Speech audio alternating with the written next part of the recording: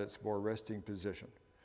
So we're going on to glenohumeral glides, and I have to support the wrist on my elbow, the elbow into my abdomen, and then I feel the spine of the scapula with my row of carpal heads, and that's going to give me posterior stability.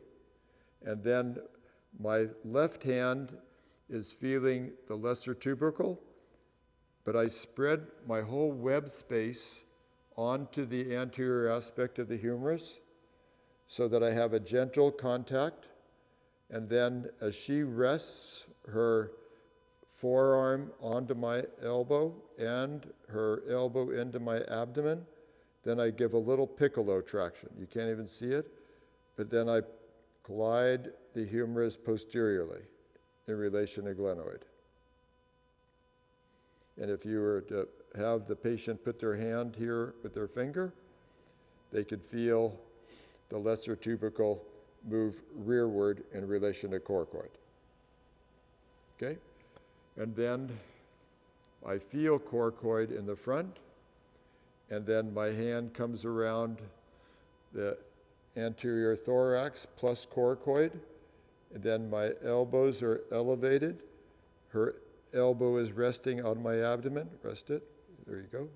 And then my web space is on the posterior aspect of the humerus, and I'm taking it anterior and medial, posterior and lateral, anterior and medial.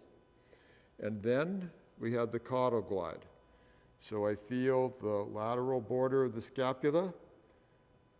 I take my hand and I put tissue on slack because the skin in the axilla is very, very sensitive.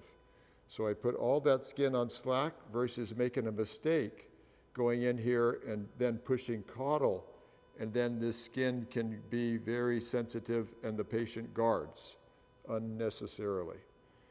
So I feel I'm putting the skin on slack and moving it up into the axilla. As I stabilize the axilla, then my hand comes around and feels the acromion. I slip off the acromion with my fifth finger, and my fifth finger is splinted with the rest of the four fingers. And then, relax, I push the humerus caudally, straight down this way in relation to a stable scapula. She relaxes, and then caudal glide. Okay? Good? Okay, now let's see you digest those three.